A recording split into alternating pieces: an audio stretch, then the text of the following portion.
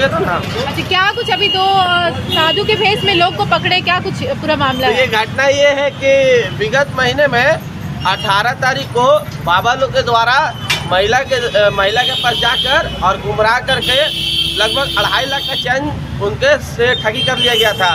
उसी के संबंध में हम लोग फिराक में थे, घूम ही रहे थे और आज बाबा लोग को देख लिया गया और सेम वही बाबा है और हम लोग को देखकर बाबा भागने लगे। कहाँ थे ये लोग दोनों? बाबा यहीं पर भीख मांग रहे थे, फिर वही गली में अगल बगल गली में घूम रहे थे।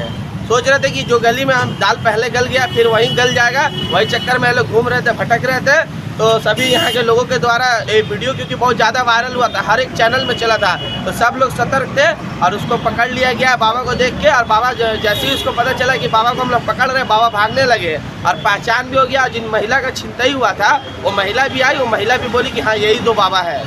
तो अभी दोनों को कहाँ लेकर गया है? दोनों को उलटी थाना लेके गया है।